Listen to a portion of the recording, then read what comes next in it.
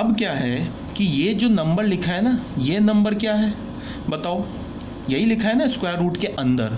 तो ये हमें यहाँ से क्या कंक्लूज़न मिल रहा है, इस स्टेटमेंट से क्या कंक्लूज़न मिल रहा है, हमें इस स्टेटमेंट से ये कंक्लूज़न मिल रहा है कि जो स्क्वायर रूट के अंदर लिखा है एक्स स्क्वायर प्लस 2 वो या तो 2 होगा या तो 2 से बड़ा होगा। तो 2 होगा या तो 2 से बड़ा होगा तो ठीक है, कोई प्रॉब्लम नहीं है, स्क्वायर रूट तो डिफाइंड ही होगा, बिकॉज स्क्वायर रूट में नॉन निगेटिव होना चाहिए, डिफाइंड हो जाएगा।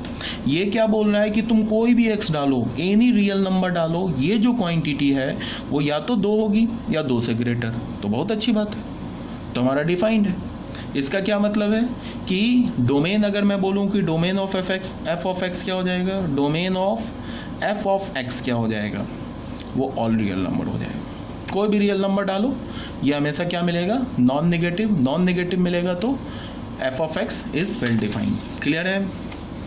अब आ जाते हैं हम लोग इसमें थर्ड पार्ट में, ठीक है।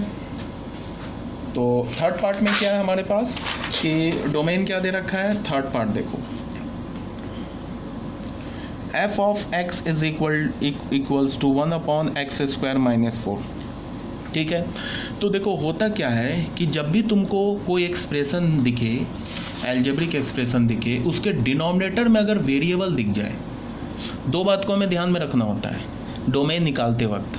एक तो कि अगर तुम्हें डिनोमिनेटर में वेरिएबल दिख जाए तो हमें करना क्या होगा, सबसे पहले उस वेरिएबल के उस वैल्यू को डोमेन से हटाना होगा जिस वैल्यू पर वो उसका क्या मैं बोल रहा हूँ सुनो, अगर हमें डिनोमिनेटर में कोई एक्सप्रेशन दिख जाए एक्स में, तो हमें करना क्या होगा कि सबसे पहले हमें उस एक्सप्रेशन, उस एक्स का वैल्यू खोजना होगा जिस पर वो डिनोमिनेटर वाला एक्सप्रेशन ज़ीरो हो जाए, ठीक है। वो एक्स का वैल्यू हमने खोज लिया।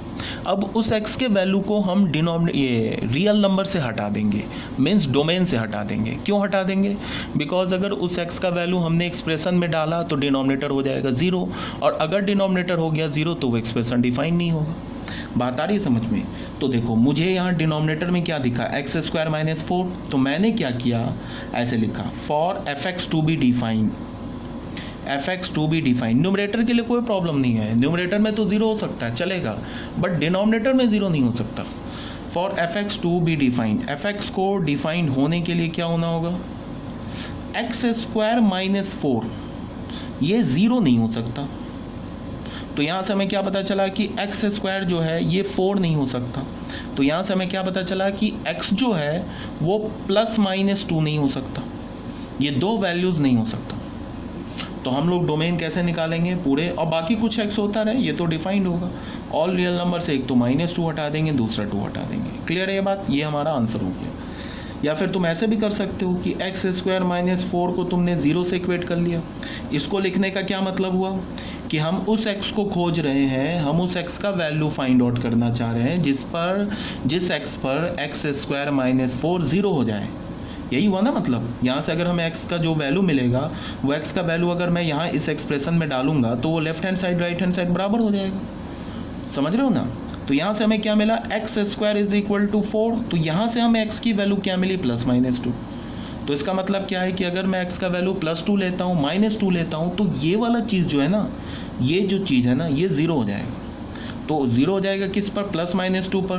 तो बस डोमेन लिखने के लिए क्या करेंगे, जिस पर 0 हो जाएगा उसको हटा देंगे, डोमेन ऑफ एफ एक्स उसको रियल नंबर से हटा देंगे, तो क्या हो जाएगा r-2, 2। ठीक है, ये बात क्लियर होनी चाहिए।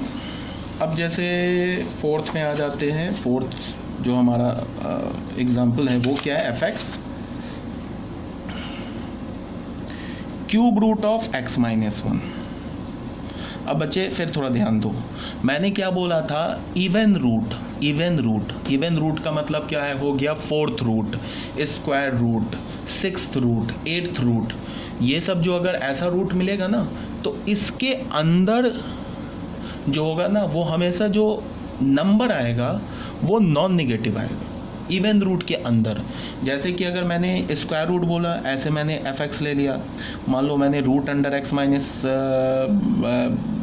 10 ले लिया, तो ये जो होगा ना, ये नॉन निगेटिव होना चाहिए। क्यों, क्योंकि ये सेकेंड रूट है। यहाँ पे कुछ नहीं लिखने का मतलब ऐसे 2 लिखा हुआ है, ठीक है ना। अगर मैंने तुम्हें कोई f(x) ऐसा फंक्शन ले लिया जिसमें मैंने कोई एक्सप्रेशन दे दिया, मान लो को कोई एक f(x) के अंदर एक gx एक्सप्रेशन दे दिया और यहाँ पे मैंने बोल दिया 4, इसका मतलब क्या लिखा हुआ है gx पे पावर 1/4, तो ये 4 क्या इवन है ना, तो इसका मतलब फिर ये इवन रूट है, ये 4th रूट है, तो फिर ये क्या होगा कि ये जो gx होगा ना ये नॉन निगेटिव ही होगा, बट ऐसा ऑड में नहीं है। अगर मैंने यहाँ पे क्या लिखा है ये x-1 का क्यूब रूट है, तो अब कोई प्रॉब्लम नहीं है। ऑड के केस में 1/3 के केस में, 1/5 के केस में, 1/7, 1/9 के केस में अंदर जो लिखा हुआ है ना ये कोई भी रियल नंबर हो सकता है, any real number, but even के केस में क्या रखना है तुम्हें याद कि सिर्फ वो नॉन निगेटिव ही हो सकता है। ठीक है, तो अब कोई प्रॉब्लम नहीं है, अब तो हमें कोई कैलकुलेशन करने की ज़रूरत ही नहीं है। अब x तो कुछ भी ले लो तुम, कोई भी रियल नंबर ले लो, कोई भी अगर तुम रियल नंबर लोगे उसमें -1 सब्ट्रैक्ट करोगे तो वो भी तो रियल नंबर आएगा, तो उस रियल नंबर का क्यूब रूट मिल जाएगा।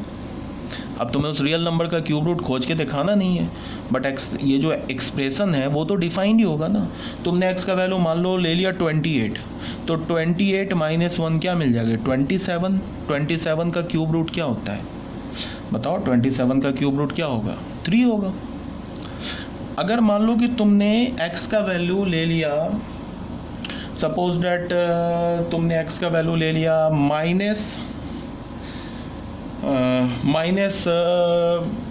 तुमने ले लिया मान लो -124, x का वैल्यू ले लिया, x का वैल्यू -124 ले लिया, तो f -124 पर क्या होगा क्यूब रूट ऑफ -124 -1, तो ये क्या होगा क्यूब रूट ऑफ -125।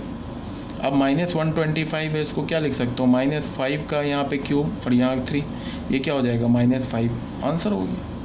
इसका मतलब कि क्यूब रूट के अंदर जो होगा वो क्या हो सकता है कोई भी रियल नंबर। तो डोमेन क्या होगा यहाँ पे फंक्शन का, domain all real number. Clear है ये बात? ओके।